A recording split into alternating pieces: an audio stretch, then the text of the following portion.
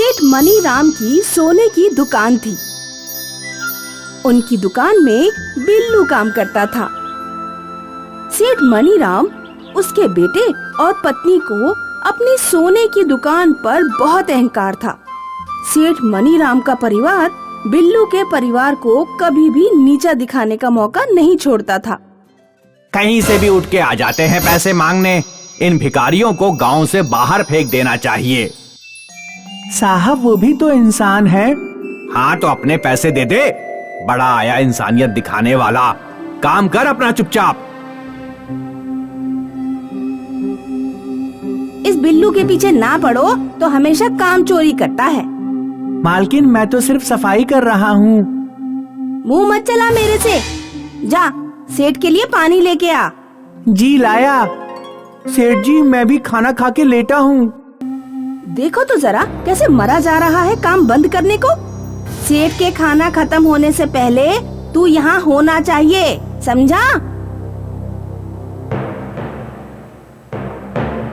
पापा, होली आने वाली है। मेरे सारे दोस्त पिचकारी और रंग खरीद रहे हैं। मुझे भी चाहिए रंग और पिचकारी। अभी तो मेरे पास पैसे नहीं हैं बेटा। मैं सेठ जी से मांग के तुम्हारे लिए पिचकारी खरीद दूंगा। कब मनाओगे आप? पता नहीं, पर मैं जल्द ही तुम्हारे लिए पिचकारी ले आऊंगा। पापा, मुझे इस बार गांव में सबसे महंगी पिचकारी चाहिए। हाँ जी, देख लो, पिछली बार सिर्फ 3000 की पिचकारी थी मेरे सोनू की। वो हेडमास्टर के बच्चों ने 6000 की पिचकारी ली थी। हमारी तो सोने की दुकान है। हम इस गांव के सबसे अमीर लोग हैं। फिर भी हमारा बेटा सिर्फ 3000 की पिचकारी चलाएगा। नहीं, मैं ऐसा नहीं होने दूंगी इस बार। तुम दोनों चिंता क्यों करते हो? इस बार हमारे पास इतना सोना है कि सोनू को मैं सोने की पिचकारी बना के दूंगा। गांव में क्या, पूरे देश में सबसे महंगी पिचकारी होगी हमारे सोनू के पास। सेठ जी, होली आ रही है। बच्ची को पिचकारी और रंग खरीदना है। इस बार तनख्वाह थोड़ी जल्दी मिल जाती तो अच्छा होता सेठ जी। पिछली बार भी मैंने तुझे जल्दी पैसे दिए थे ना। हर महीने का ये नाटक हो गया है तेरा। हाँ, पर पिछली बार तो मेरी बीवी की तबीयत खराब थी, इस वजह से मैंने पैसे मांगे थे सेठ जी। कभी बीवी, कभी बच्ची, बस पैसे मांगने आ जाता है। अगर पैसे जल्दी चाहिए तो काम भी ज्यादा किया करो। आज से तुम मालकिन को घर के काम में भी मदद करोगे, समझ गए? बिल्लू अपनी बेटी की खुशी के लिए सेठ की बात मान गया। वो मालकिन को सुबह शाम घर के काम में मदद करता और दिन में सेठ की दुकान में काम करता था। बिल्लू ने अपनी जी जान लगा दी और हफ्ते के अंत में मालकिन ने बिल्लू को बस 200 रुपए दिए। मालकिन, 200 रुपए में तो कुछ नहीं मिलता आजकल। मैंने सेठ जी से 1000 रुपए मांगे थे। तूने 200 रुपए के लायक ही काम किया है और तुमको कौन सा हजारों का सामान खरीदना है? अपनी औकात के हिसाब से 50 रुपए की पिचकारी और रंग ले जाओ। मालकिन, आपका भी तो बेटा है। आप उसके लिए सोने की पिचकारी बनवा रही हैं और मेरी बेटी के लिए 50 रुपए की पिचकारी ले जाने को बोल रही हैं। हाँ, तो मेरे बेटे के पिता की सोने की दुकान है। गांव का सबसे अमीर आदमी है वो। तेरी बेटी का पिता एक नौकर है, नौकर।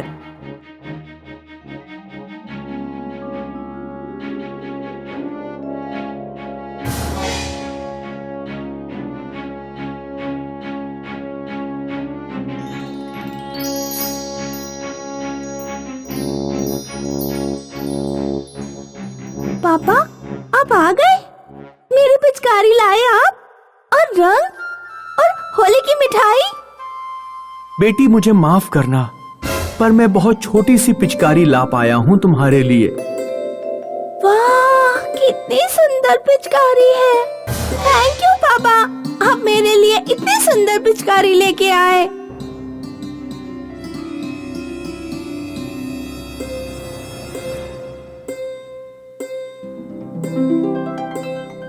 पापा, उठो उठो, ये आप कैसी पिचकारी ले आए? क्या हुआ बेटी? क्या हुआ पिचकारी को?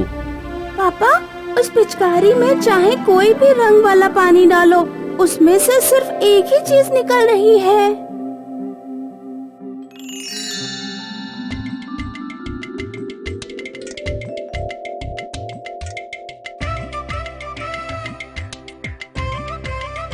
बेटी, मैं तुम्हें दूसरी पिचकारी लाके दूंगा शाम को। अभी तुम जाओ और अपने दोस्तों के साथ खेलो, जाओ।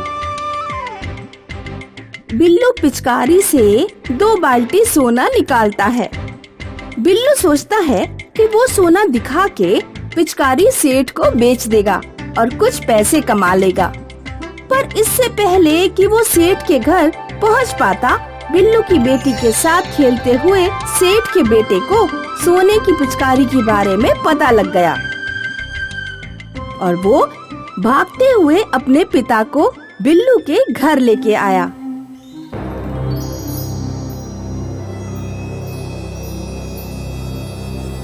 बिल्लू, मैंने सुना है तेरे पास कोई जादुई पिचकारी है। तू मुझसे इतनी बड़ी चीज छुपा रहा था। नहीं सेठ जी, मैं छुपा नहीं रहा था, बल्कि मैं तो पिचकारी लेके आपके पास ही आ रहा था। हाँ, तो ला दे, पिचकारी दे मुझे। आपको उस पिचकारी के पैसे देने पड़ेंगे सेठ जी। अपने मालिक से पैसे मांगते हुए तुझे शर्म नहीं आती? शर्म तो आपको भी नहीं आती मुझसे इतना काम करवाते हुए। जबान चलाता है बिल्लू। एक जादुई पिचकारी मिल गई तो मुझसे जबान लड़ाएगा। 2 कौड़ी का है ये आदमी। मैं इस पिचकारी की मदद से तुझ जैसे 100 बिल्लू खरीद सकता हूं।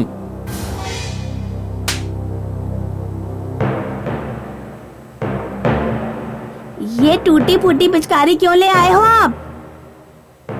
अरे मेरी प्रिय, ये टूटी फूटी पिचकारी हमें इस दुनिया का सबसे अमीर इंसान बनाने वाली है।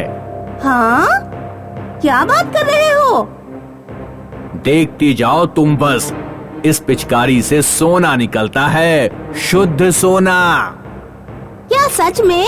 तब तो पूरी दुकान पे मारिएगा ये पिचकारी। पूरा दुकान ही सोने का बन जाएगा। सेठ पूरी दुकान पर पिचकारी मारता है और सब सोने का बनने की जगह पर गोबर का बन जाता है।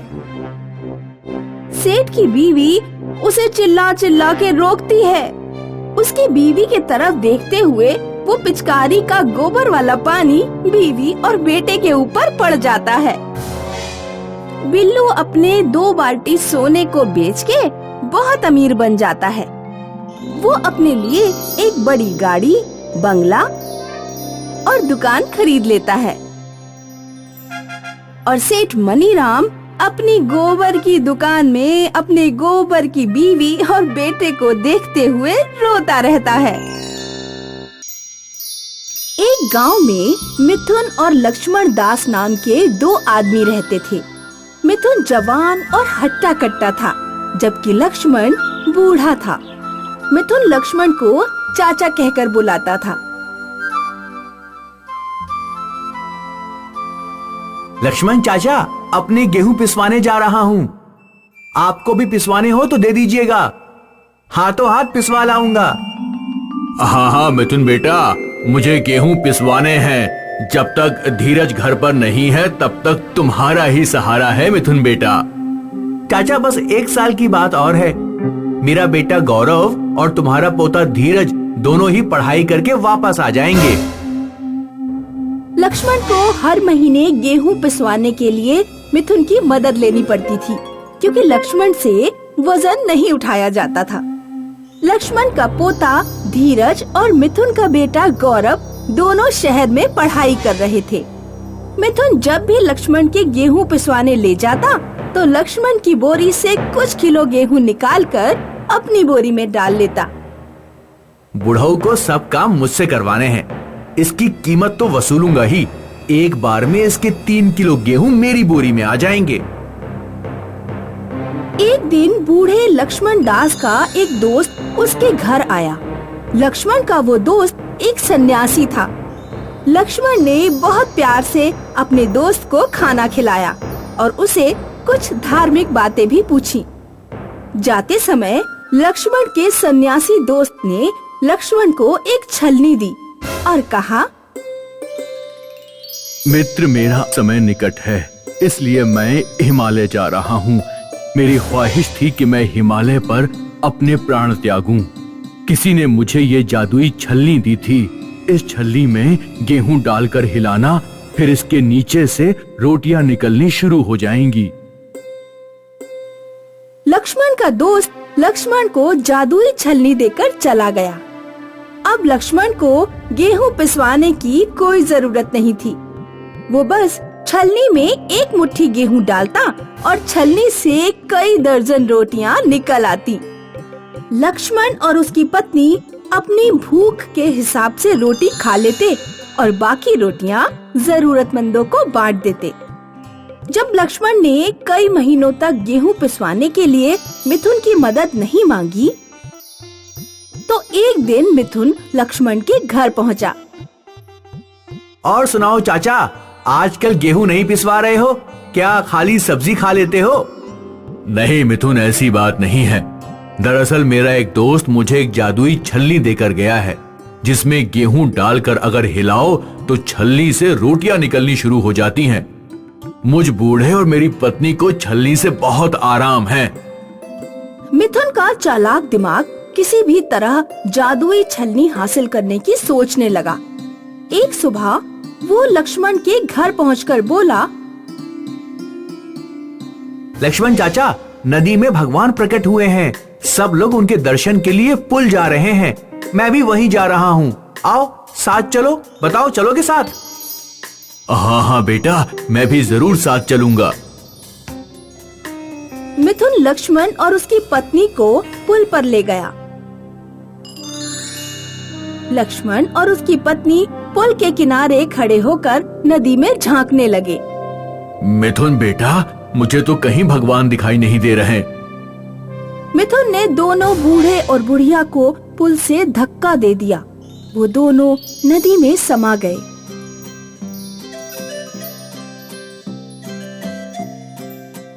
मिथुन ने तुरंत लक्ष्मण के घर जाकर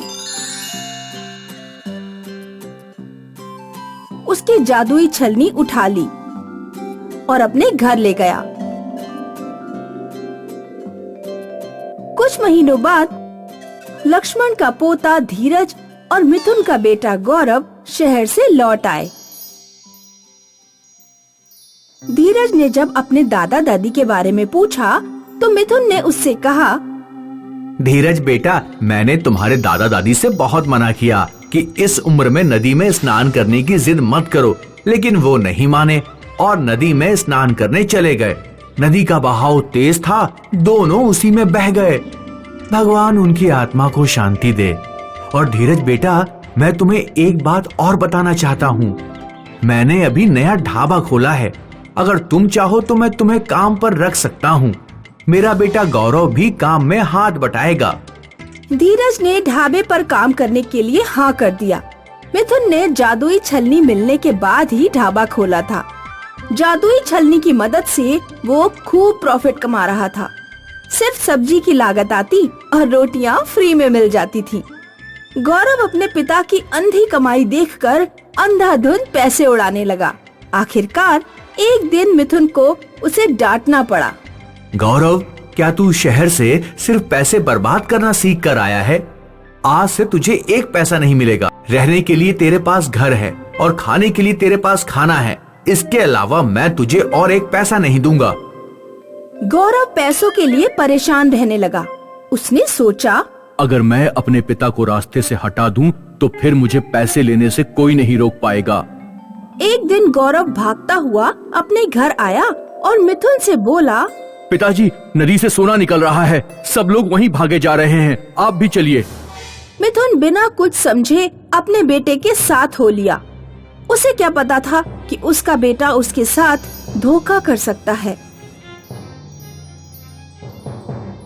मिथुन पुल के किनारे खड़ा होकर नदी में झांकने लगा। गौरव, सोना कहाँ है? मुझे तो सोना कहीं नहीं दिख रहा। गौरव ने मिथुन को धक्का दे दिया और मिथुन नदी में जा गिरा। मिथुन को तैरना नहीं आता था, वो काफी देर तक नदी में हाथ पैर मारता रहा। मरने के पहले मिथुन को एहसास हो गया कि उसे अपने ही कर्मों का फल मिला है। उसने भी कभी किसी को पुल से धक्का दिया था और आज उसके ही बेटे ने उसे धक्का दे दिया। मिथुन नदी में डूबकर मारा गया। गांव के एक आदमी ने गौरव को मिथुन को नदी में धक्का देते हुए देख लिया था। उस आदमी ने जाकर गांव के मुखिया से शिकायत कर दी। गौरव को अपने पिता की हत्या के जुर्म में उम्र कैद हो गई। मिथुन के घर अब सिर्फ उसकी बेटी बची थी। धीरज की उससे शादी हो गई। इस तरह मिथुन का ढाबा और जादुई छलनी हमेशा के लिए धीरज के हो गए।